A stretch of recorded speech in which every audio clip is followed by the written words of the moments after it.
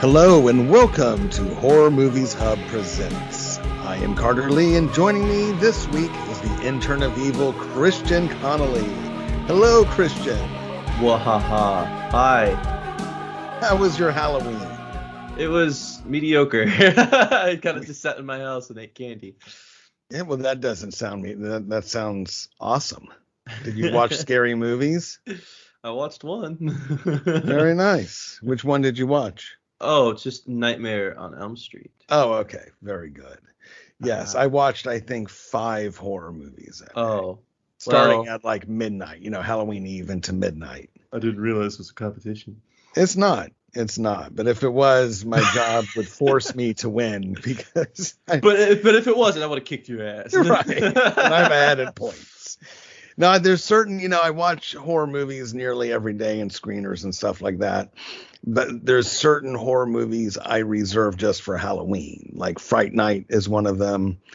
And usually Nightmare on Elm Street. But I tend to watch like the later episodes of that. And so this is apropos for this time of year for me. And even though we're in November, I consider November just October part 2. Yeah, especially for us who watch horror movies, pretty regularly. Yes, and I'm glad you're part of that crowd now. And you know what people should do though before we get started here on A Nightmare on Elm Street? No. People should head over to horrormovieshub.com. And at the top of the page, there's a trending ticker. You can click on that or click on the article that's on top of the page that says Huge Horror Giveaway. Click it.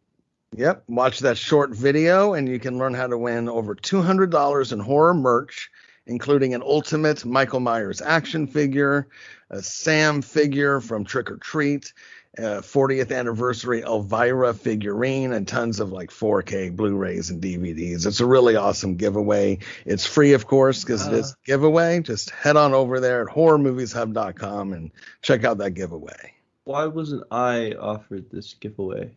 Because you're part of Final Girl Productions. And this is a scam. I wanted to have all that stuff. Well, I may have a couple extra items laying around as a part of that giveaway that you may indulge in. Like this piece of toilet paper and lint. Right. I had some leftover candy from Halloween. The shitty kind with no brand name. Black licorice. Yes, exactly. Candy corn. Yeah, no, this giveaway is legit, and none of it, like a lot of times, and I'm not knocking on them, it's still cool they do it, but a lot of times horror companies give away stuff that they're handed from like PR companies and stuff. This is stuff that like the executives of Final Girl Production actually like purchased with our money and to show our appreciation of the fandom we've gotten so early in our young horror small business company. So horrormovieshub.com. Go there now. Yeah. Also visit our YouTube channel. Absolutely. Which they'll be forced to visit the YouTube channel by watching. Well, not forced to visit it, but it's a YouTube video they'll be watching on horrormovieshub.com. Being forced by law to visit it. Right. So but do if it. You go directly to our YouTube channels, youtube.com/Final Girl Productions. And we'll be talking about Wes Craven today. His first film ever was on, I want to say, it's 1972's Last House on the Left, and in a episode of Rachel Rocks Horror on our YouTube channel, where myself and former adult superstar actress Rachel Rocks, she reacts to that movie, and we break it down for you there, and that ties into this movie today, funnily enough. Yay! Very good. So let's get started. 1984's A Nightmare on Elm Street, written and directed by the Sultan of Slash himself, Wes Craven. It was his 5th movie, but technically his 6th movie if we're going to count the 1975 porn he directed under an alias named Abe Snake, and that movie is The Fireworks Woman. See, so Last House on the Left was very, very, very controversial and looked more like a snuff film than anything else. So it pigeonholed him into horror, but also he needed work. And, why not shoot some porn? Yep. Yep. So this film was shopped around for years and rejected until New Line Cinema picked it up, and it ended up being their Lord and Savior because the success from Nightmare on Elm Street saved them from bankruptcy. and it has since been referred to as the house that Freddy built. That's really cool, actually. Could you Yeah, imagine? I mean, like missing? New Line Cinema, like we think of the movie Friday. I actually think of Nightmare because that's what I first heard of them of as a kid because I'm old. Yeah, you are. And yeah, but New Line, yeah, they wouldn't have made it. They were on the verge, and I think that's why they picked this up. They, at that point, because this was shopped around, I want to say for 3 years, and they picked this up and filmed it in 30 days, and it was released in '84. So horror had become more. This type of horror slashers had become even more popular. Imagine missing that opportunity. Like hindsight, just like knowing that you missed an opportunity to build a whole cinema directory. Right. I mean, we'll go into the impact this has had, but it's no secret that Freddy Krueger has just become entrenched in our pop culture. People who have never seen horror movies know who Freddy Krueger is. So he's part of the big four with Jason Voorhees, Michael Myers, and Chucky. So there you go. Yeah, people even know the song. Right. Yeah, the song, incidentally. So the actress who plays Nancy, which is Heather Langenkamp, her boyfriend was on set, not even in the movie, and he and Wes kind of came up with that. That's cool. Oh, that was short-term pop-up, kind of just like, hey, why don't we just make a song? Yeah, they kind of played with on piano, it's a play on the 1-2 buckle your shoe thing, but before they played with it. Yeah, exactly. Don't forget to pick up those sticks after 6. No, you can't forget that or you're in trouble. So Nightmare was made on a budget of $1.1 million, and it would make that back the opening weekend. I think it raked in 1.8 or 1.9 million. It would go on to make 25.5 million in the U.S. and Canada, and $57 million worldwide. Hello. So yeah, that's up. Every major studio passed on this, and they were, I'm sure, as you pointed out, kicking themselves. Elm Street, that name was chose because Wes Craven went to college off of Elm Street in Wheaton, Illinois. Well, there you go. Notable cast members include Robert Englund, of course, as Fred or Freddy Krueger. They initially were going to cast a stunt person as Freddy, but he actually has lines and acts, and after they tested a few, they're like, no, we need to cast a real actor. So John Saxon plays Lieutenant Thompson, and a lot of people may know John Saxon as the main villain in Enter the Dragon, who squared off against Bruce Lee. Oh, I didn't realize that connection. Yeah, I've actually seen that movie. Yeah, go back and watch it. It's pretty cool. Like, fun movie.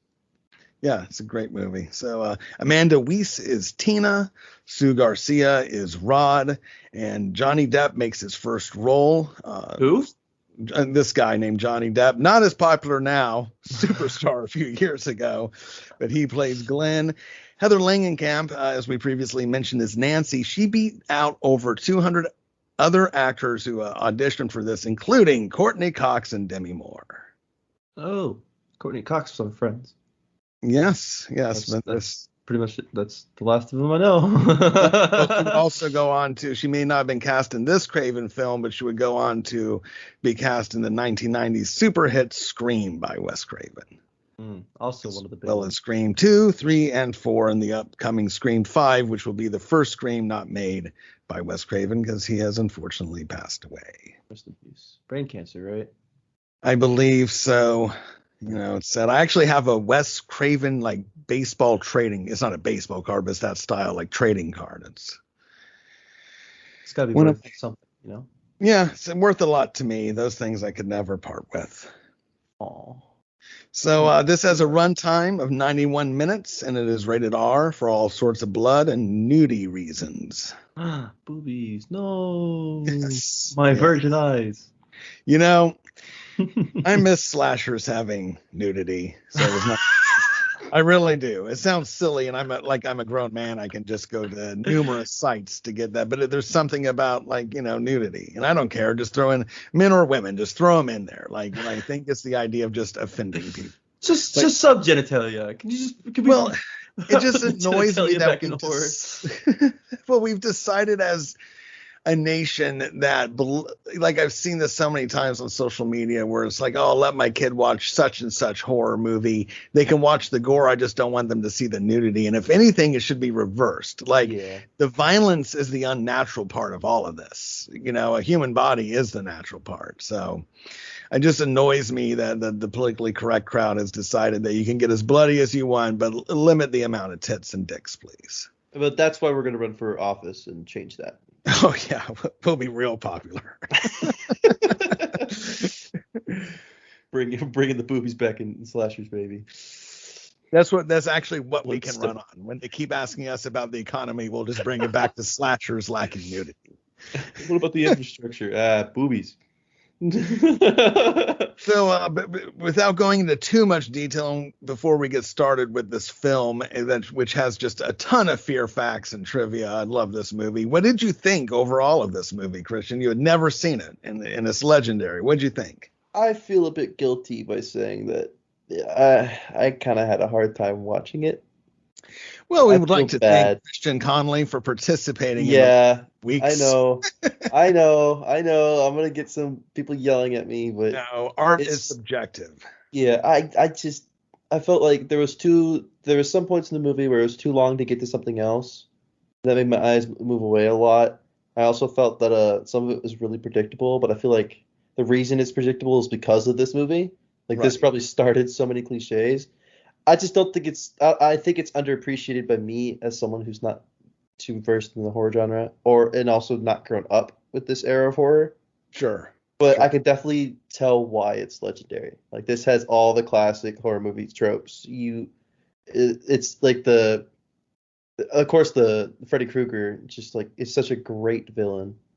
Because I love one of my biggest pet peeves is, like, not every villain has a reason. Right. I'm tired of villains that need a reason to do stuff. Right. Yes. And then Freddy was just like, there was no explanation. Like, even the credit, even like the description said he was from another world, but we didn't even learn that in the movie. That was just told to us. I think his motivation is clear, which we can go into when the time comes, going through the film. Mm-hmm. But yeah, I mean, it's okay. Well, let's get into it and we'll talk about. But going to your point, no one should give you shit on this because, look, art is subjective. I don't like it when certain snobby, and it's not just horror, it's movie people in general and the geekdom world in general. We see it in Star Wars and other stuff. It's like, you must like this. Like, I don't like Halloween is my favorite horror franchise, and I think Halloween Kills absolutely sucks. And so many people are like, oh my God, how can you say this? Well, because it sucks. It sounds like it was written by 3 different 13-year-olds and they just mashed up the script. You know, the good 13-year-olds. They didn't put enough boobies in. Right. Yeah. And that wouldn't have saved it. Like, at no point does nudity or violence save a movie. It's just, if it's good, it's like the whipped cream, on the cake kind of thing. Do we put whipped cream on cake? I guess the frosting on the cake. I mean, I put whipped cream on anything. Oh, I put it on lots of things. Heyo. So, what do you mean, ew? I said, hey. You know, I was talking about. I said, heyo. Oh, heyo. Which in turns kind of means the same thing, but it's just a different reaction to it. Right. So the film opens up and we see this unidentified individual, visible only by its hands, creating a strange weapon. And of course, the famed glove with sharp knives for fingers. We, of course, know the character is Freddy Krueger, but in this scene, the hands we are watching are actually special effects artist Charles Berladinelli. Easy for me to say. Berladinelli, as he was the only one who knew exactly how to cut the glove and insert the blades. That's awesome. Yeah, it's pretty cool, and he didn't want anyone to screw it up, so imagine having that on your resume, though. Right. So Wes Craven used a glove with knives because they resembled animal claws, and at the time, Craven was studying primal fears that were embedded in the subconscious of people from all cultures, and one of those fears is being attacked by an animal with claws. Wow. Imagine, that's so rude. He attacked people's certain fears. Yeah. So smart, but it's rude. Well, Wes Craven was a creative genius, and this guy did nothing by accident. Like, in this film, you don't really see like Freddy Krueger's real realm that he hangs out in, but in the sequels that follow, you do. And he drew all of that visionary. Grew up in a very strict, fundamentalist church, right? And so it was very hellfire and brimstone. And so he just kind of pictured Freddy again in the future movies living in hell, and he created all those visions from biblical scripture. And Wow. and he did a lot, like you'll see like where he got the name or the idea for like this person attacking you in your dreams, and like nothing's by accident. And he's one of my favorite all-time directors. Well, for sure. he has such a good record. Yes, Like, indeed. like I knew his name before going into this movie. Like, Oh, yeah. I mean, you got The Hills Have Eyes, both of them. This, of course, tons of stuff. And then I guess in our modern day, we know him for the Screams. mhm. All right, so we see Tina, a young girl in a nightgown in the beginning of this film, is rushing down this alleyway, and it has lots of steam and shadows and feels very 80s. And suddenly this guy lunges at her, and we see the glove briefly, and she screams and sits up in her bed, and we see that this is a nightmare. And her nightgown has been slashed near her stomach. So we see that this dream has affected her in very real life here. And the whole premise of this, Wes Craven thought of this because of a group of Southeast Asian refugees from the Hmong tribe had died in the middle of nightmares or upon awakening. And it was mysterious at the time, but since then, the medical condition known now as Asian death syndrome, it's a variant of the Brugada syndrome and sudden unexpected death syndrome, or SUDS. But this was happening in various parts of Asia where people would just die. And at the time, they weren't medically able to explain why. That's scary. Right. So Craven thought, shit, that's scary. That would be a great premise for a film. And that was part of his motivation. So That's awesome. right. I think Yeah. you're going to like this film a lot more after we go through it. I But hope so. so Tina meets her friends at school the next morning, and including her boyfriend Rod, her best friend Nancy, and Nancy's boyfriend's Glenn. And Nancy and Tina discover that they both had the same nightmare involving the same guy, but Glenn and Rod try to hide the fact that they also had the nightmare. So we know all of these 4 individuals had similar dreams or the same nightmare. And we flash forward to some scenes later, and it's the 4 of them hanging out, and Rod and Tina at their house, and I guess the parents are away, and Rod and Tina go upstairs to go have sex, and Nancy and Glenn sleep separately downstairs, and all of them fall asleep. Strange things begin to occur. We see that Nancy's bed seems to lose its solid form, and a shape of a human figure looking at her seems to lean out of it. Like, this movie has a ton of awesome practical effects. Yeah, it does. This is before CGI, and that's one of them there. It's just a really cool visual, but she doesn't see this. So we hop back over to Tina, and Tina and Rod do the nasty. And she ends up falling asleep after having sex, and she's stalked by Freddy Krueger in the alleyway. And we see him in full form. He's got the red and green striped sweater and the fedora. And this is the first time we really see Freddy in full, and we notice he stands a little crooked. And this is legitly how Robert Englund first, this was his first posture when he first put on the glove, because it was so heavy. It was like holding a weight, and he said he felt like he was like a gunslinger. So he just, rather than resisting it, he just went with that slumped kind of gait. And he also based the physicality of Freddy off of Klaus Kinski's performance in Werner Herzog's Nosferatu the Vampire, 1979 film. And Craven also named the villain, Freddy Krueger, after a kid that he used to go to school with, and they had a paper delivery route together. And this kid bullied him for years. And this isn't the first time he used a form of the name, because the primary antagonist in Last House on the Left was named Krug. So clearly this bullying incident stuck with Craven. Well, that's a terrible way to get revenge, because now you just made him more famous than possibly you.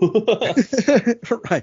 And Craven thought of this is creepy to me. Craven thought of the dirty clothes and the hat because when he was 10 years old at home alone, he looked up and there was a hobo outside of his window staring at him in a similar getup. And that scared the shit out of him. And so, yeah, he used a lot of things that also scared him to put in this movie, thinking if it scared me, it'll scare others. It worked. Yeah. So Tina and Freddie end up wrestling in the backyard. And meanwhile, this is in her dream. And her boyfriend awakens and hears screaming, and he pulls off the sheet, and he can only see Tina. You can't see Freddie in the real world unless, later on we see, unless you bring him into the real world. And so he just sees her being manipulated by this unseen being or force. Her stomach is slashed open with 4 wounds. Obviously, we know that's from Freddie's glove, but we don't see that. We just see the wounds appear. Now, this part is cool. Tina is dragged screaming up the wall and over on the ceiling. This is the first kill scene of the movie, and it is the kill scene of the film. The whole scene of the wall and the ceiling climbing is a practical effect that was inspired by a Fred Astaire movie where he was dancing on ceilings and walls. And it took a month to set up, and it's just a large rotating room. So everything in the room had to be nailed down. Cloth was put in place by an insane amount of starch, and the room was just rotated. So the actor who played Tina, Amanda Weiss, got vertigo during this. So Craven would like pop his head up out of the floor to be like, hey, this is down and that's up. But just the visuals of the messed up room gave him vertigo, trying to comfort her. And during this whole thing, no one really felt safe, because what if something falls down? What if something goes awry? And not to mention, though she didn't receive any major injuries, when you see Tina slam against the wall, she's really just falling onto the floor because of the rotating room. Wow. She got banged around. Yep. I was very confused by that because, of course, you're in the same scene. You see Rod as well looking on. So I was like, is it a rotating room? Because he's standing still. Yeah, they just had to position him perfectly. And at one point they had, and the cameraman was like bolted down. And so he's like, obviously he has to go with this in order for it to look the right way. He can't just, otherwise you're just filming a room rotating. And so Rod had to be positioned. They did a couple times. One was with him kind of outside of the room, and the other was with him in the room. And he had to be, fastened down onto whatever. So pretty cool. Very cool. And this whole kill scene of killing off Tina, by the way, was a nod to Alfred Hitchcock, because the way Tina was set up in this movie, she was supposed to look like the main character, but here she is getting killed like 20 or 25 minutes in. It wasn't misdirect. It did throw me off. Right. See, and that's to one is to make the audience feel like no one is safe, because if they just killed off the main character who we thought we'd be rooting for, almost like the final girl, then no one's safe. And this is a nod to Alfred Hitchcock, because Janet Leigh's character Marion in Psycho was billed as a lead actress, and of course she was killed off in the first third of the movie. That's really cool. Yes, and if you'd like to know more about Psycho, visit our YouTube channel. And you can see Rachel Rocks react to Psycho as I just reveal all sorts of fear facts on this one. But it's crazy. It's crazy. Almost Psycho. Wow. I'm sorry. So Tina eventually falls down into the bed, which is now covered in her blood, and some splashes Rod. And funny enough, for some reason, the full shot of Tina landing on the bed is rarely seen. Because when this was released on VHS and DVD, which is often the DVD is what we see digitally nowadays when we stream it, the part where she actually lands and splashes in her own blood is trimmed out. We usually see the part where she's about to land, cuts to Rod, and we see the blood splash on him. That would have been some. I mean, imagine for the time, 80s, it would have been like way more scary. Right. Like that, if somebody's bathing in their own blood. Exactly. They wanted to keep an R rating, and that's probably why they had to trim down. And also, Freddy was supposed to look, and this wasn't for a ratings reason, but Freddy was supposed to look a lot more grotesque than he did. Like, they wanted certain teeth protruding through his gums and parts of his skull coming out. But anytime, it was just too complicated, because eventually it all led to the idea that they would have to use a puppet. And it just looked too fake to Wes. So he's like, screw it, make him burned. Yeah. So scary. Yes, yeah, he's still awesome. And so Nancy and Glenn have awakened, and they burst into the room. Rod's gone. Tina's dead. Looks like Rod did it. Nancy gives the account to the lieutenant, who is also her father. And we see her drunken mother, Marge, and she is divorced by Lieutenant Thompson. And it looks like they're hiding something. And while we're on the case of authorities or on the subject of authorities and parents, it should be noted that so now it's a common, we discussed this, I believe, with Fear Street Part 1, but now it's a little bit more common to see this. Back then it wasn't, and that's where parents don't believe you and the authorities can't help you, and it leaves kind of like, all of the kids on their own, like us versus the villain kind of thing. And this is one of the first ones that did that. Okay. I was going to ask. Yeah. So, and of course, later we find out that they might be fooling themselves or whatever. So at school the next day or some short time later, Nancy's in English class. The teacher is played by now the notorious horror actor Lynn Shay, who fans know, this lovely older woman from movies like Dead End and the Insidious franchise. It's just neat to see her in this as a younger actor. And she falls asleep in English class, and she thinks she sees Tina standing outside the classroom door, and Tina speaking to Nancy from a bloody body bag. That one was cool. Okay, I was going to say, well, first of all, let's rewind. What did you think of the kill scene with the rotating room? Like I said, it was so good that I kind of get distracted by the physics aspect of it, where I was just like, how are they making this work kind of thing.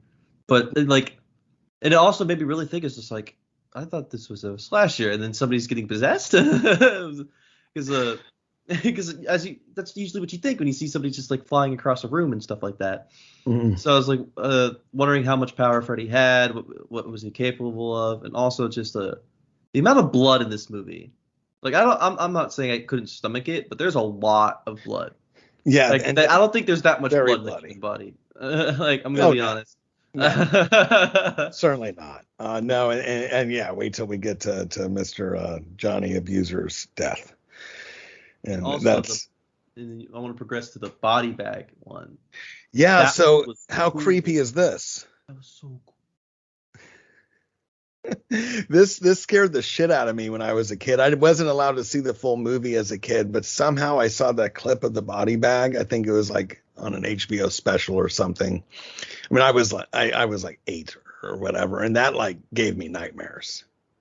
I didn't even know what a body bag was, visually. And so first time seeing a body bag portrayed, let alone with a bloody corpse talking.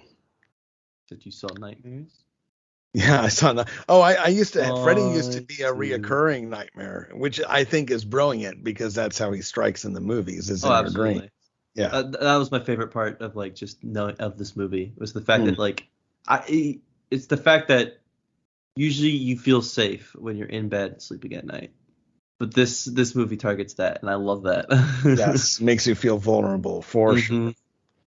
And especially this one, because as they go on, intentionally, Freddy becomes more comical. He has more lines. He's kind of funny and witty with awesome one-liners.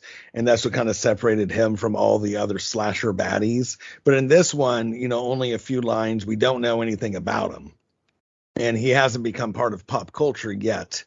And at least with the timeline of this movie, and just very frightening for sure, and very original, because Jason, the filmmakers admitted that Friday the 13th was to rip off the success of Halloween.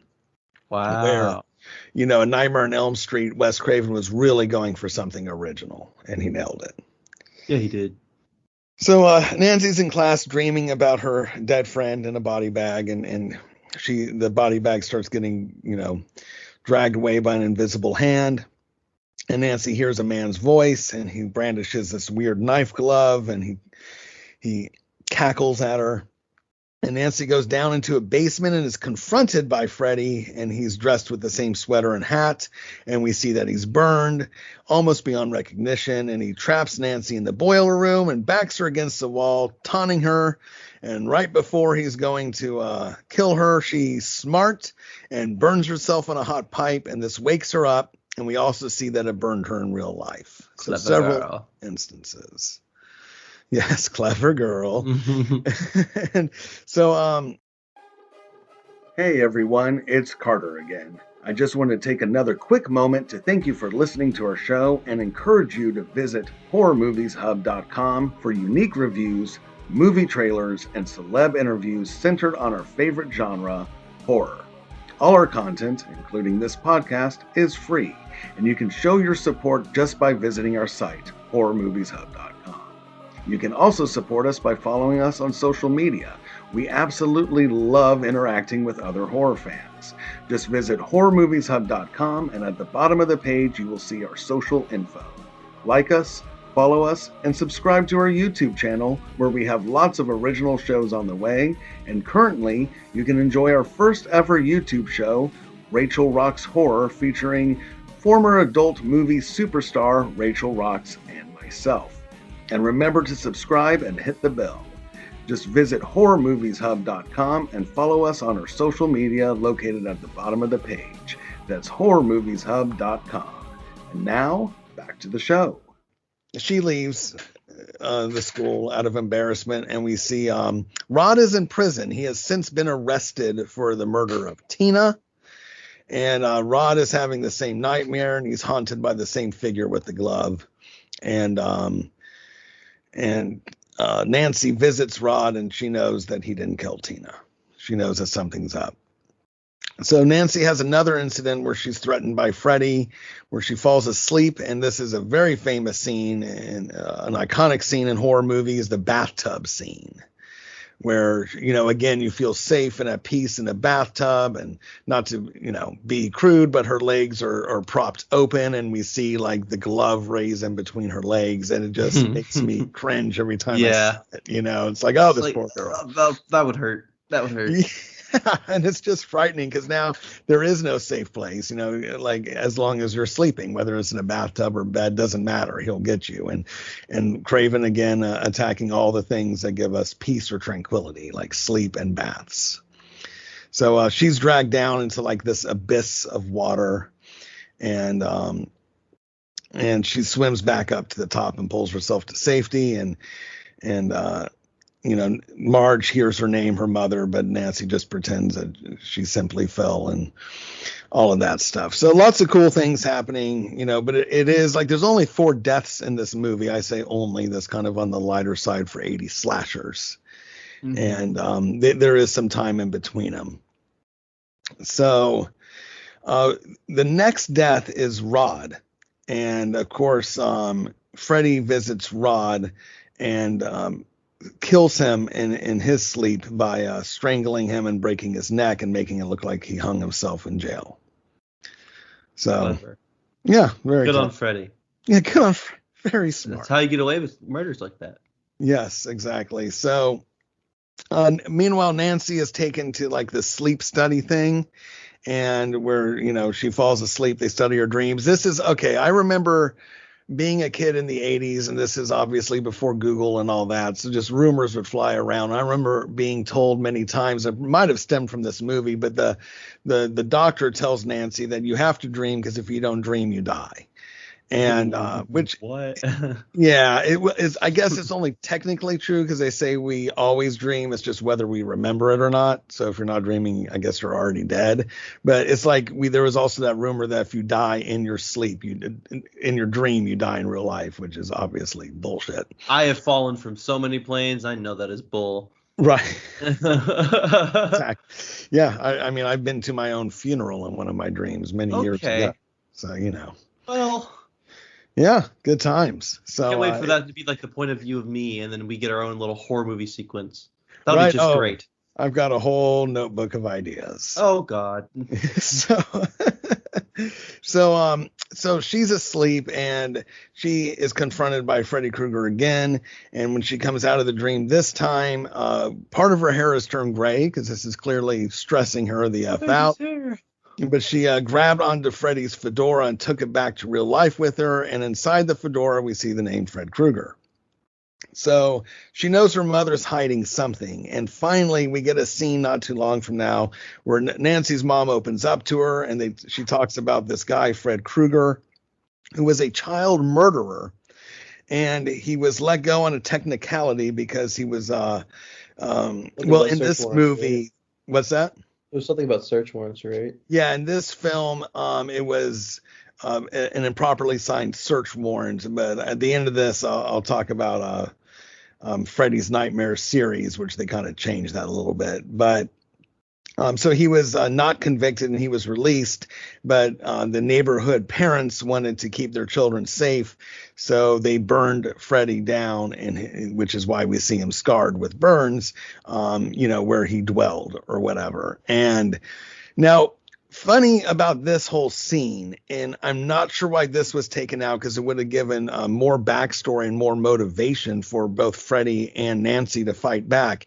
But people can now see this on YouTube and Google it. It's was just released not that long ago, just a handful of years ago, the scene that was cut out where when Marge is explaining this to Nancy, she explains that unbeknownst to Nancy, she was not an only child. And I think it was a sister that she had, and Fred killed her sister. So, good. See, that was about to be another point that I brought up. That makes so much more sense. Because she said us parents, like she was a part of those parents. But at the same time, it also seems like, well, if there's no other kids for her to compare it to, it's just like maybe it seemed like Freddy's been alive for a long time. So It's just like, how do you say us parents when it was probably a while ago? And then it turns out, okay, that makes a lot more sense. Right. And it's kind of bizarre to me. And I did a bunch of research on this and couldn't find a clear answer of why it was cut out. And it's an unproduced scene. Like when you see it online, you'll see the time clock on the bottom and the ticker and everything. And it's kind of a very rough cut, but it's pretty cool to look up. And yeah, it's just her saying, killed your sibling, so we wanted to make sure you were safe. And that would have given Freddy, because, and it wasn't just her, it was revealed that he also, like, part of the victims was Tina's sibling, Rod's sibling, Glenn, etc. So it would have given reason Freddy to target these 4 teenagers specifically. That adds so much more to the plot holes in this movie. Yeah, no, for sure. It's so bizarre. I'll wait till the end to bring it up because it happens towards the end. All right.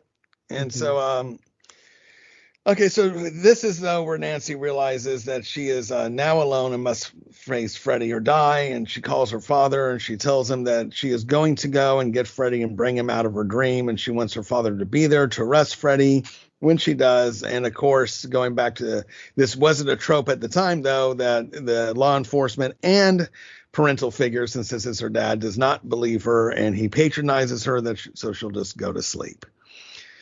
So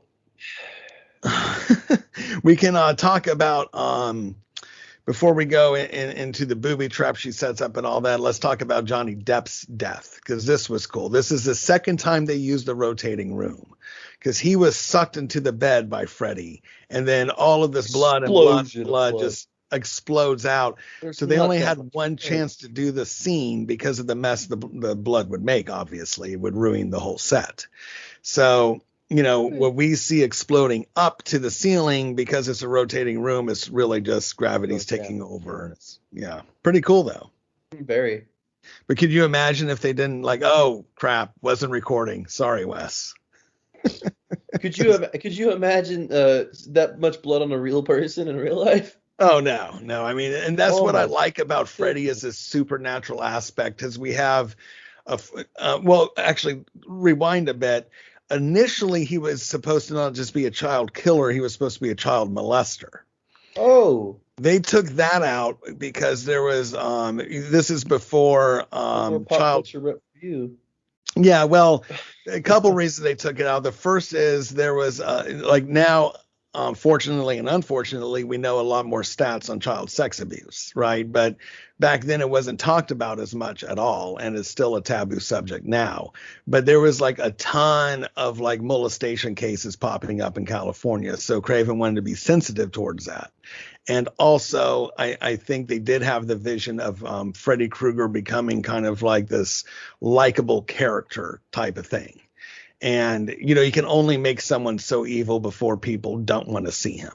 Yeah. So we accept that's killing why I in was like, movies. Yeah. It's it's like, it's only so much. Like, child molesting is pretty bad for someone to root for. Yeah, exactly. And it's not like we're rooting for a child killer, but we accept killers in horror movies. We don't really accept child molesters. So, No, not really. yeah, I mean, it's kind of like the thing with prison, child Yeah, molesters. What about prison? Well, no, just child molesters, that no one likes them. Like, oh yeah, they get drop kicked in their knees all the time in prison. oh yeah, and murdered and everything else. So well, that's my metaphor for murder. yes, yeah, they're drop kicked in the knees. Because it's just as bad. It hurts way worse. Oh yeah, yes indeed. I mean, if I'm ever in a bad accident, you just kill me because I don't think that makes it very inspirational. If I'm ever in a vegetative state, pull the plug. I don't want to be a vegetable. I'm tired of being a carrot. Yeah, for real. So Nancy is alone. Her parents don't. Well, her mom kind of believes her and understands the Freddy thing, but her dad's still humoring her and in denial, and thus the cops don't believe her. And they've barred her in the house. Right? There's like bars on the window. She can't get out. Harry Potter. Yes, exactly. And meanwhile, Home Alone style, she has set up a number of booby traps for Freddy. Harry Potter. And so after saying goodnight to her mom, who is now completely wasted because she's a drunk, Nancy falls asleep and goes down into the basement where she finds a door that we never saw before. And it leads to a very long staircase down into another basement. And she continues to go further and further downwards, following ladders and stairwells until she sees Freddy's boiler room, the famous boiler room now. But he's nowhere to be found, and time is running out before she has set an alarm, and it's going to go off and wake her up. And her plan is to bring him back into the real world where hopefully he can be harmed and, kill him or whatever. So finally he pops up and attacks her. They struggle.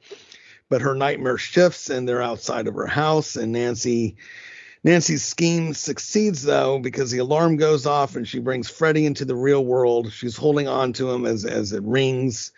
And he starts chasing her around.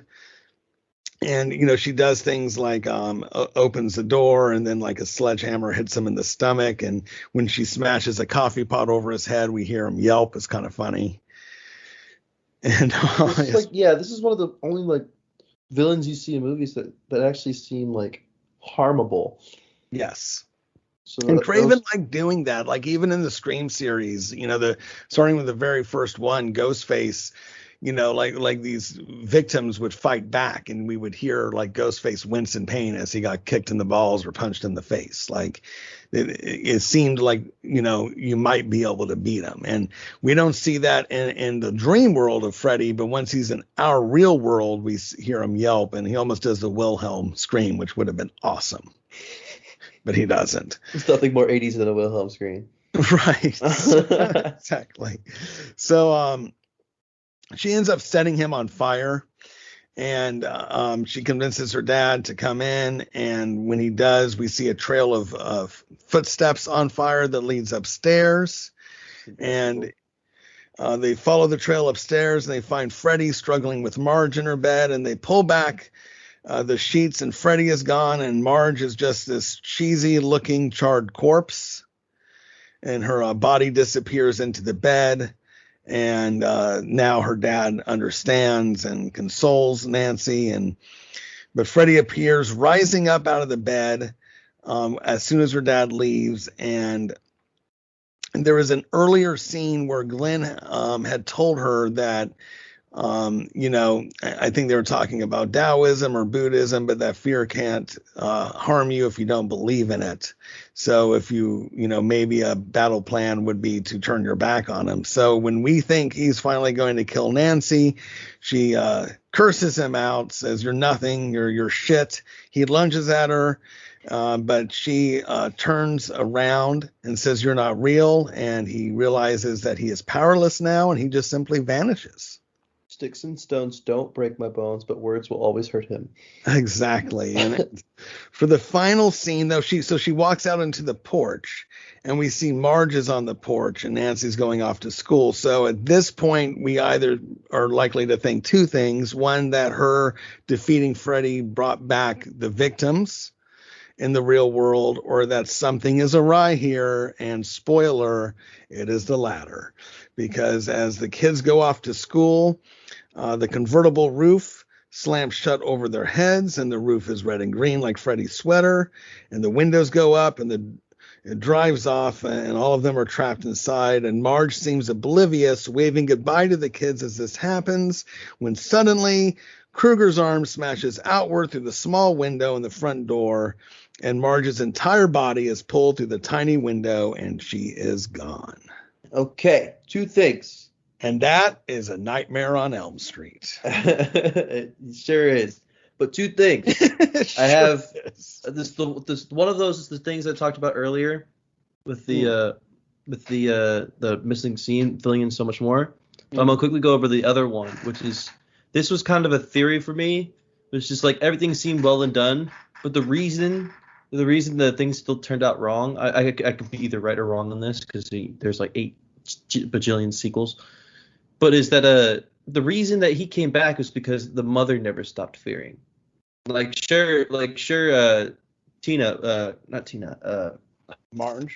Marge was always the one that was scared. Marge is the mom, the drunk mom. Yeah. And then Nancy stopped being scared, and we figured everything was going to be okay. But since Marge was still scared of Freddy because obviously she drank her problems away from him, that's the reason Freddy was able to come back and kill her. That's an interesting hypothesis for sure. Yeah, I mean, and they don't go into reason of how he could exist. Like, for all intents and purposes, this is a ghost, right? He was burned to death, and now he's alive, haunting people. But unlike ghosts, he can be brought into the real world and be touched. Right. So, that's interesting. But yeah, no, that's there's a lot of mystery to this, and that's an interesting theory there. What else you got for me? So before this would make a lot more sense because this is actually started back when Marge was a burning corpse and sunk into the bed. Is that Nancy was never the target? It was always Marge. Because now that story makes even more sense because she was part of the parents that burnt down that house. And who knows? Maybe she's the one that started that initiative. So that's why Freddy might have targeted her. And that fills in that gap way easier. Yes, I mean, plot point. There's a lot of, in horror in general, you don't get all the answers because there's usually a mystery to them. Depending what kind of subgenre we're talking about. Like, for instance, in Halloween, we never find what Michael Myers' motivation was to kill his sister when he was like 8 years old or whatever. And, we do know the motivation of Jason Voorhees, however. But, there's a lot of times where we don't understand why he can't be killed either. And that's just anytime they've tried to explain it, these various franchises, it usually sucks. Like Halloween, The Curse of Michael Myers tried to explain it because it was like a druid cult and it was like a satanic spell and it was just stupid as all hell. Yeah. and similar in Friday the 13th. And it's like any time they really try to, it's better not to explain it, when it's a supernatural killer. Well, not to explain it in full. It's also fun to create those theories and discuss them. Right.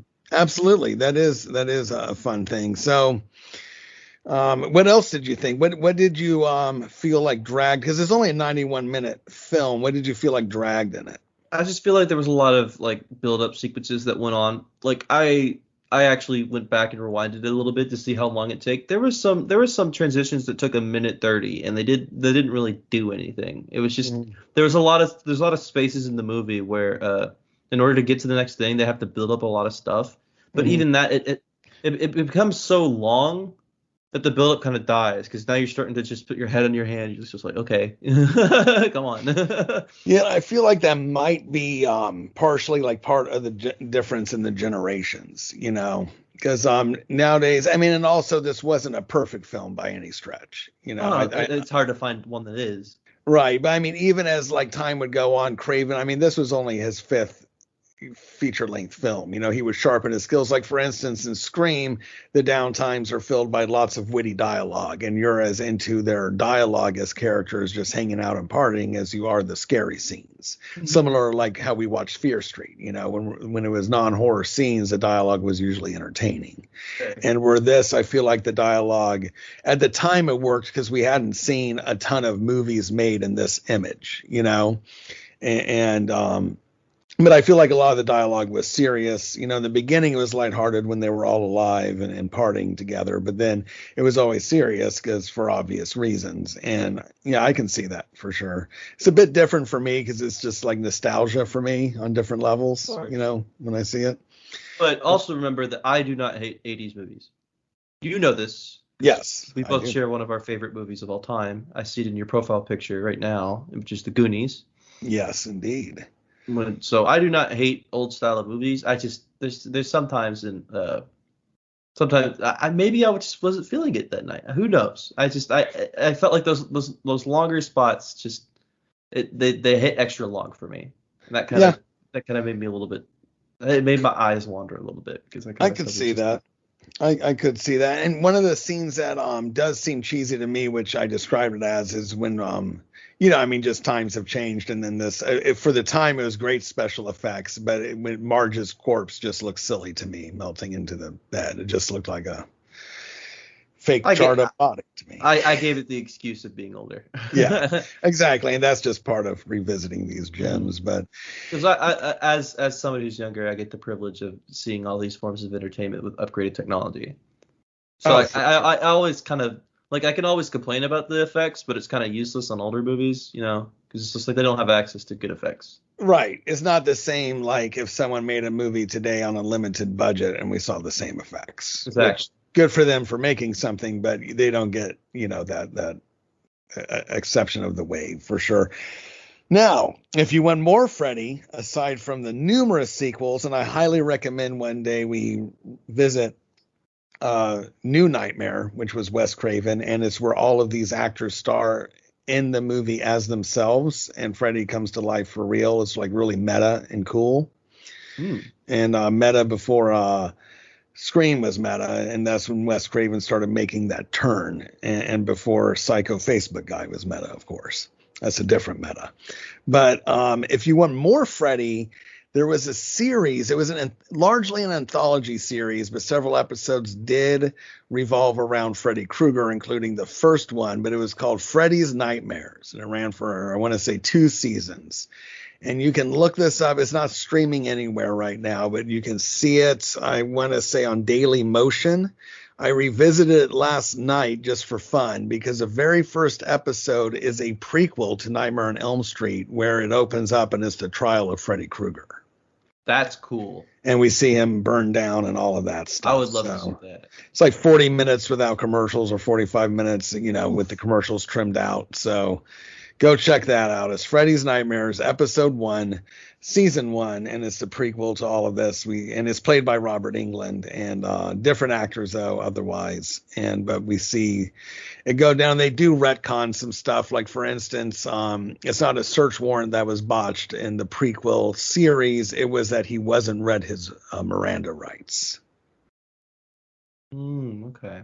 And I'm not sure why they would change that, because that doesn't impact the story whatsoever. It's just sometimes it's weird. And it's the 80s, so I like to blame cocaine. I just assume every filmmaker was on coke or something. And this was also that's what they're doing in that long time frames in between. They were doing cocaine.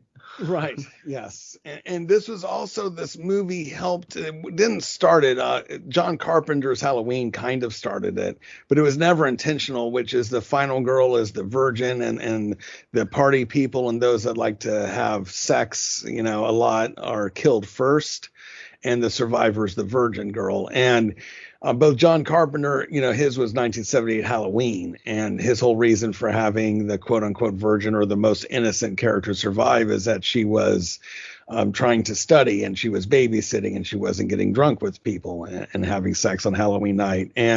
But both Wes Craven and John Carpenter separately have said that at no point did they ever mean for this to be like an ingredient to slashers. because they are not in any position to morally judge anyone, in their own words. Like we're talking about some hippies and for my God, one filmed a porn movie, so they weren't trying to send a message of don't have sex or don't do whatever. It makes sense, usually storyline wise, why the final girls were the final girls. And this is before the trope of the final girls. I mean, this is 1984. So we're really getting into where others will start copying, Pioneer. Yeah. Like, well, Halloween 2 was out at this point, and Nightmare on Elm Street and Friday the 13th, and there's usually just, one survivor, and it was usually a woman, so they became the final girl. And if you look at slashers after this movie, it definitely started using these ingredients more and more.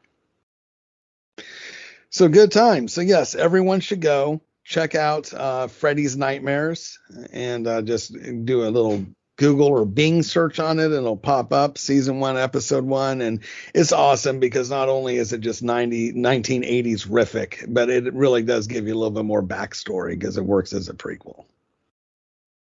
Gotcha. So there you go. So you got anything else for us, Christian? What was your favorite kill scene in this movie? I honestly love the creativity of Rod's death. I love how it's framed to be like, because you assume, like, okay, once Rod dies, then people will start to finally believe him. But no, he kills in a way that Rod would seem to kill himself. Right. And I love how they did that.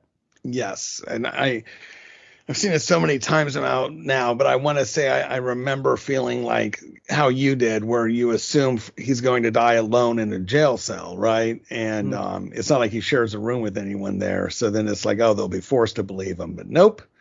He killed himself. Yep, framed as a suicide. Very smart. Brilliant. I like that. I've been doing ratings for every movie. I'm scared to do this rating because I feel like people will throw bricks at my house. But I'm gonna give it a 5.5 because out of 6. Out of 10. Very high. Out of 10. I'm sorry. I know people are like, what is he doing? Why is he on this show? What is his purpose? Yeah, look, I feel like this movie panders to the opposite of me because like it panders to somebody in the 80s, somebody who's younger in the 80s. It doesn't really do anything for me now. And as much as I have respect in this movie and the cast, and of course Wes Craven, who's like one of the godfathers of horror, it's not me. It really isn't. Yeah. So was there any scenes that scared you? Like, did it build suspense at all? Where it's like, ooh, where's Freddy or anything like that? Or no real fear, just blood? What was your opinion on that? Well, even in Oculus, which I loved, I don't want to brag, be like, oh, I don't get scared, but I really don't get much fear in movies. Yeah, I'm with you. Yeah. But I feel like the one that was coolest to me, that definitely looked the creepiest, was that body bag scene. Yeah, that was, and see, when I usually say cool. Scared, I like mean she actually creepy. Walked there, like that's freaking cool. Yeah, no, that's a cool visual. It sticks to you, and it's creepy as hell. And usually when I talk about being scared, that's what I mean. I mean, besides jump scares, which can startle you, and there is a couple in this that those don't count. Those are that's like a natural human reaction, and it's bull. Yes. Yeah. Well, no, I think it's good. Really right. They have to be done really right for me to count it. Exactly. And I think there are some good effective jump scares in this. I've just grown used to it from revisiting it so much. But I think that body bag scene is very creepy. The other kills were so creative. I just kind of watch it from more of like almost a filmmaker point of view, where it's like, how did they do that? And I research it, and it's just more interesting to me when it's practical effects. Like nowadays, we just know it's CGI and stuff, but it's like watching this and just knowing how they did that rotating room is just super cool to me, and it's disturbing watching anyone get murdered on some level. But, I don't like, there's certain movies that I guess I could describe as real scary, but it's more atmospheric. Like The Witch for me is very atmospheric and scary and creepy, which we should visit sometime. But yeah, this is, I think it's cool visually. I agree. I think the creepiest scene is the body bag scene. Mm-hmm. Another thing to think about is why I don't get scared. It's just like, I'm not in theaters watching it. You also got to remember, like, the atmosphere, the volume, the darkness is all set when you go into a movie theater and you watch a movie. Right. I'm watching this on my computer, like See, I set or up. sometimes on my TV. Yeah, I set up the living room for it. Like if I'm watching a horror movie to be creeped out or to get that atmosphere, like I turn the lights blue and red, and That's cool. I you don't know, have I've that got like the option. sound bar going, and yeah, we'll have to. We were We'll have hoping to to watch have you in together. the studio today to watch, but we Passed have up on to. that Wednesday. Yeah, we'll just keep saying next Wednesday, and we never record on a Wednesday. It's pretty No, cool. we don't. For the people, sorry to break the fourth wall, but we do not record on Wednesdays. No, not usually, but that's just our go-to day. No, we'll have you in the studio soon. I'll, we'll do a video show where I can record some of your reactions, and we'll get the atmosphere going. And so for our next movie, do you have any requests? I mean, this is for those that might be tuning in for the first time, and we do thank all of our audience. We are humbled by the audience we're building, it seems, each week.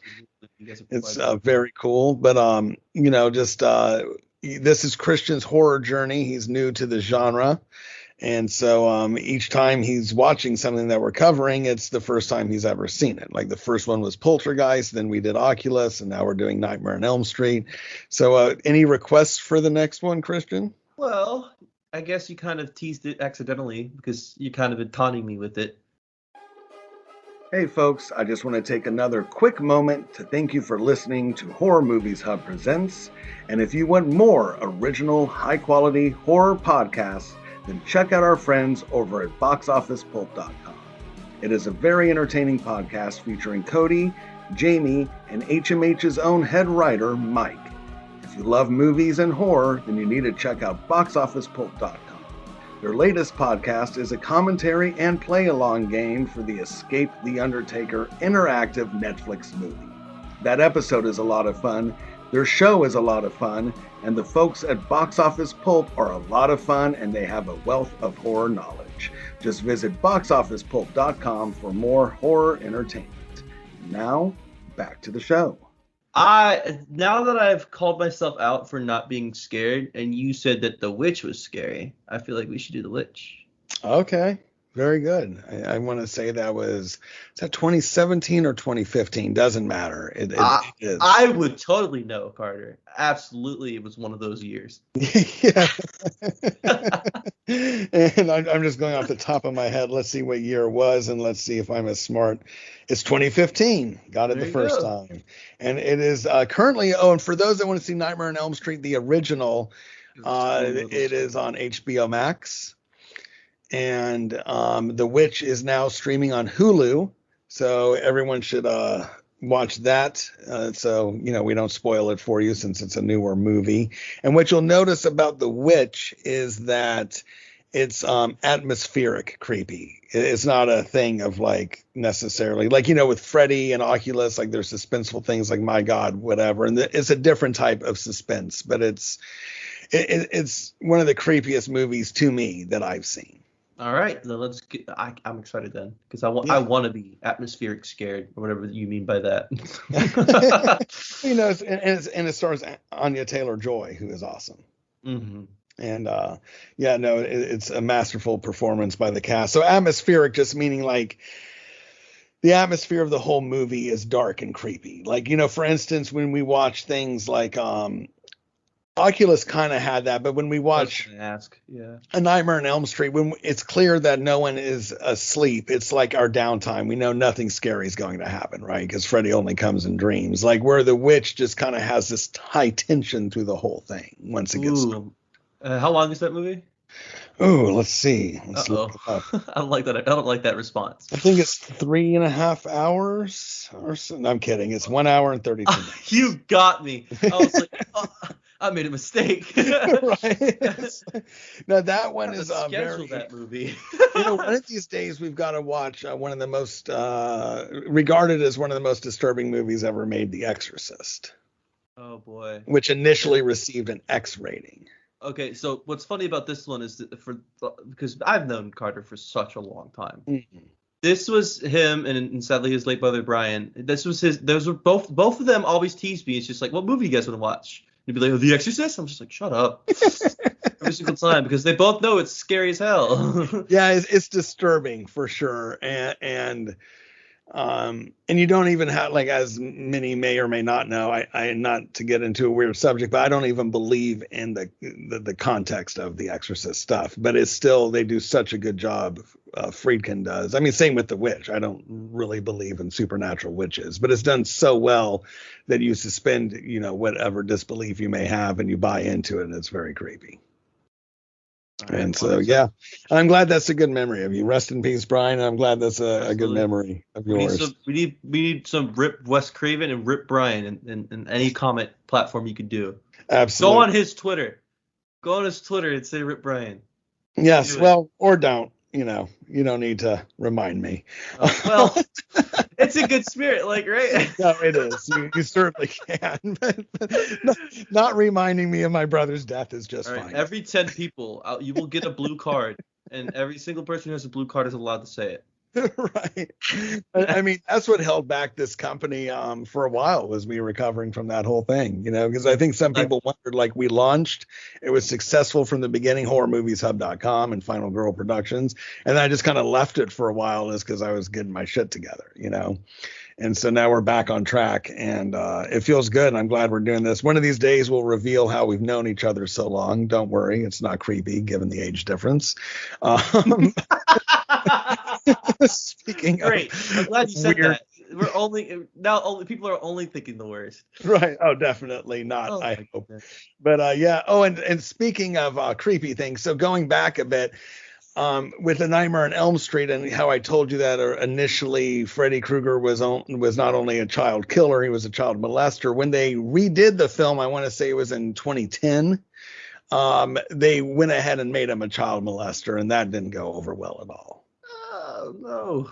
No one wants that in their horror movies, unless it's a backstory of a character, but no one wants their villain. Like you say, nobody wants it in their horror movies like they want it anywhere else. Right. I mean, it's just not a in my copy, it's fine, but not in my horror movies. Well, we love it in slapstick comedies. We just don't want it in our horror movies. Keep that shit for your musicals like La La Land. Tell them what's on Broadway. But I left out a ton of fear facts on this just because it's like we could literally do a 3-hour show just on the trivia of A Nightmare on Elm Street. So I encourage everyone to check it out on IMDb, read the trivia section, Google some articles. It's very fascinating. And just like the type of blades they went through to see what would work best for Freddy's gloves. At first they were going to use like fisherman blades. I don't even know what that is, but that's a thing, I guess. Hold on. Then they went with steak. Those are like thin machetes, I think they are. Okay. So I've been fishing a little bit, and I think that's what they're referring to. Or it's like it's kind of like I forgot what they call it, but it's also like it's kind of like a spear. That's what you do to the fish because it's too dangerous to like unclip it by its mouth, so they just stab it, put it in the ice box. Gotcha. But I don't know if that's it either. Like I said, I'm not a fisherman, but yeah, I've seen some fishing blades in my day. Interesting. But yeah, they went with the steak knives because it's cool and sharp and the right length. So as a person from Texas, I know what steak knives look like. Yeah, we'll just I don't think that's solely a Texas thing. I've been to many states. They also like steaks. No, that is our one thing. Yes. Yep. Everyone knows if you want to have steak, you have to go to Texas. I'm sorry. I'll say if you want true Tex-Mex, you have to go to Texas. Was it Montana Roadhouse? I didn't think so.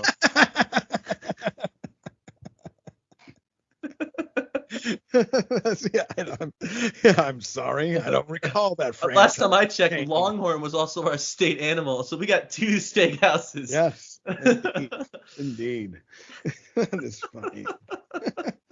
Very good. Well, we thank you for listening in, and follow us on Twitter at Final Girl LLC.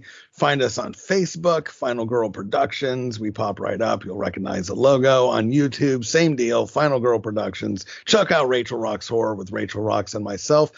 Check out the Halloween episode with my much better half, the undead bride Lorraine. She did a great job. Thank you. Yeah, first time she ever hosted a horror show. She's new to horror too. I love introducing people. Yeah, but unlike me, she doesn't like it. She does like horror. She just gets scared and has to kind of be really choose. Like I know what she can kind of handle now. Like for instance, I would never, ever say her. That, but I was going to say The Exorcist and Halloween for two different reasons. You know, for years she worked as a postpartum doula and occasionally still does, where she's alone in a house with the baby and she doesn't need to watch a movie like Halloween where he's killing babysitters, and The Exorcist because she would never forgive me for the visuals that are revealed in The Exorcist. Yeah, that's in bad taste. yeah, but you know, she can handle monster type movies. She can handle horror comedies. Even if it's scary, if it has wit in it, it kind of gives her a break and stuff. But it's fun to watch her. Like when I first met her, I represented so many things she wasn't into. Right? Like pot smoking horror movie pro wrestler guy. And she's like, nope, and no. And you know, sometimes opposites fix you. Yeah. And instead, I just got her. Well, she's not into worse. You started podcasting. You got worse. Yeah. Right. I created a whole company while we were married, and now she's a co-host of a show. So, oh boy, that's love. But it's fun watching her reactions, which you can see on the YouTube channel, which you've seen, Christian, where like, you know, she really does get scared. Oh yeah. And it's like she's the obviously she's my wife, but she's like this in a good way, the stereotypical girlfriend you see that's like clutching the boyfriend while watching the movie, and like, you know, I can vicariously live through her as because she'll fall for the jump scares, and I love that. And yeah, you know, the romantic horror movie better. Yes, exactly. Don't worry, babe, I got you.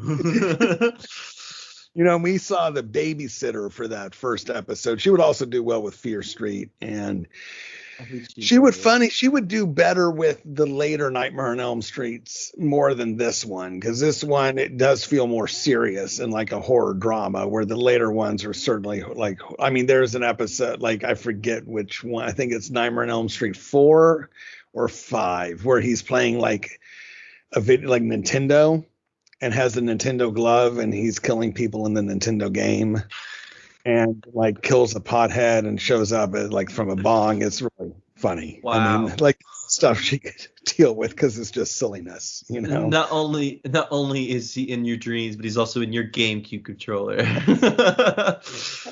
And this was, I mean, he became, as we all know, a horror icon because they weren't sure how successful this was going to be. Obviously, New Line, this really was their last chance to save their baby. Yeah. And it worked. And so, I mean, you flash forward about 2 years, you know, 1986, kids have Freddy Krueger lunch pails. You know, they're dressing. He was like the first horror icon that people dressed as, even before Myers and you know, Jason might have been with that hockey mask. Well, it's pretty easy to replicate, which I feel like that was also a reason to go Jason. You just get a hockey mask. Yeah, any hockey mask will do. Put a little bit red in the corner and we're good to go. But yeah, I remember being in the 3rd or 4th grade and so many kids dressed up as Freddy Krueger, and so many of them didn't even see the movie because they weren't allowed to. It's just, he was in rap videos. I mean, the man was there. He hosted a Muppets episode for the Muppets.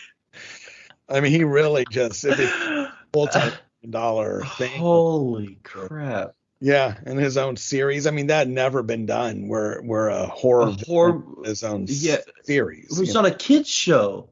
Yeah. He was on the Muppets. He was I want to say he was in a Fat Boys music video. You know, the Fat Boy. Fat Boy.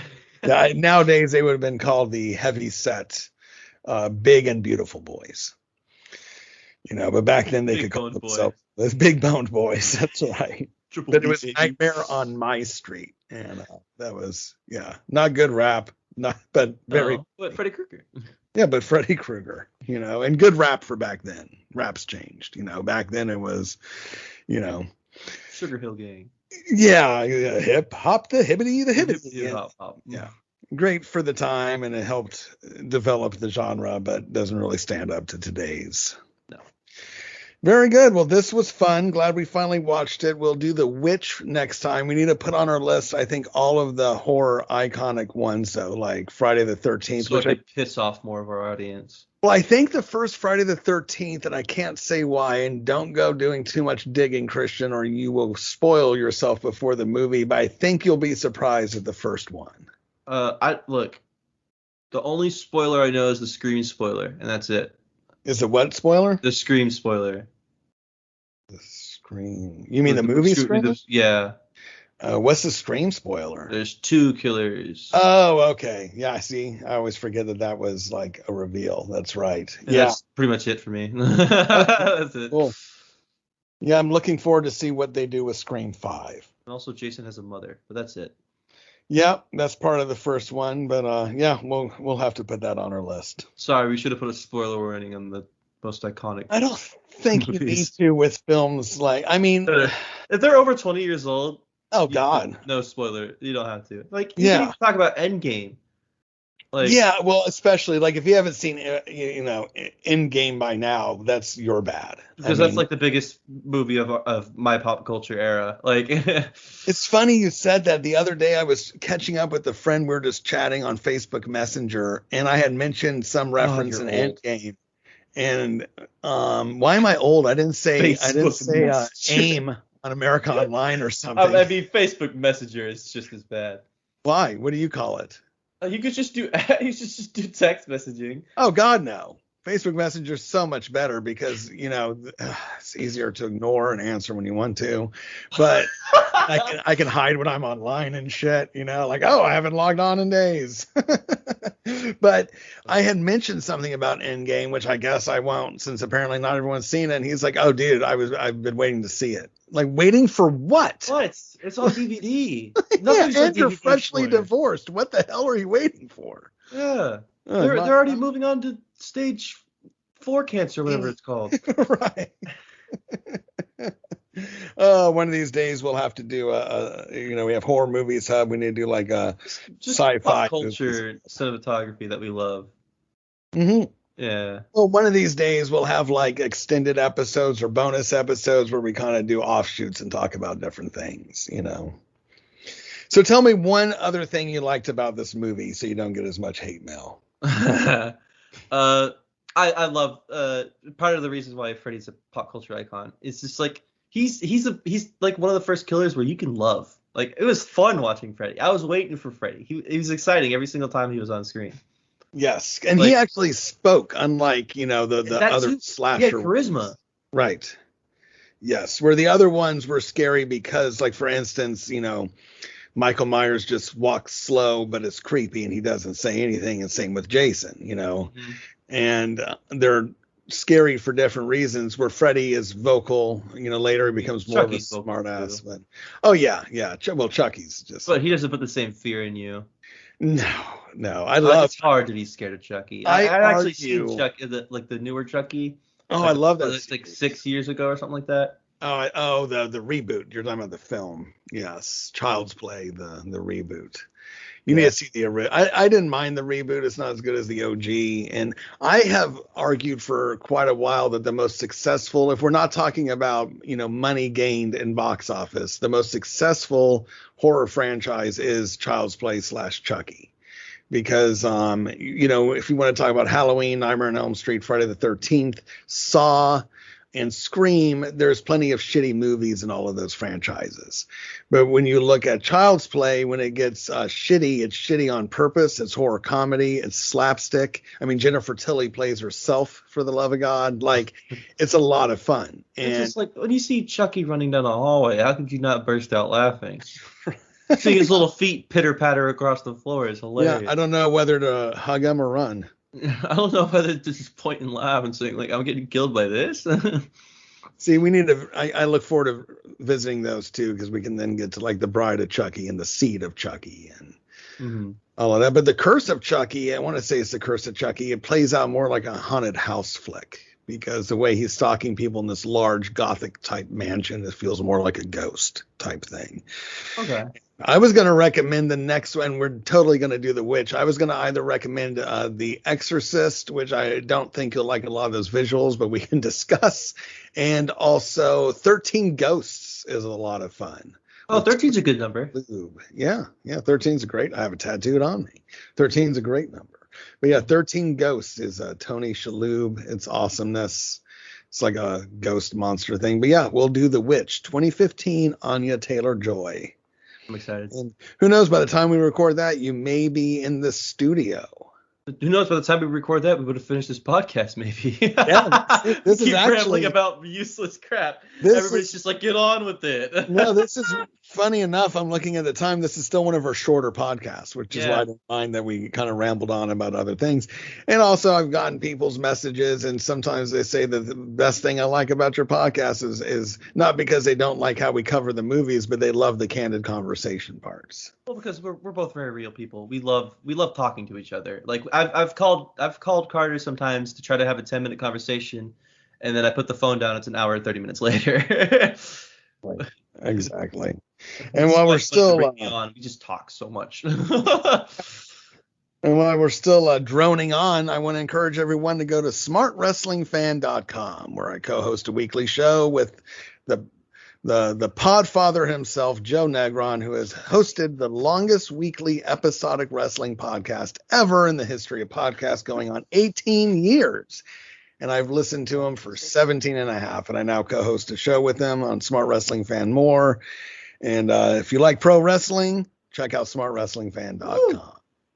Carter, I like pro wrestling. Yes, you do. Go to the podfather. Wow, that's a good idea, Fred. Background of my recording area. Yeah, I suggest everybody else do the same. There. Yes. Oh my. Well, also, I plan on launching a Twitter soon, so I'll drop that down at some point. Yeah, you need to do that. You need to do that, and let me know when you do. I'll try to get you some. I mean, I'm trying to get me followers, but Final Girl Productions grows every day on Twitter at Final Girl LLC. We're up to 376 followers. Just last week, we only had 200, so I'm flattered with that. We have almost 1,500 Facebook followers on our group, so join that. I love chatting with people about horror, so hit us up on the Twitter machine, and when you are on Twitter, let me know. We'll get that going and you connected. All right. We'll do. All right, good times. Well, thank you again, my intern of evil, Christian. Thank you, audience. That's me. And yeah, very good. We will next time the show is co-hosted by Christian, we will be covering The Witch. So make sure you watch that. Currently streaming on Hulu. And you'll follow me on Twitter. Exactly. Very good. All right. Well, enjoy your evening. Christian, thank you, audience. Everyone have a safe time out there. And until next time, goodbye, everybody.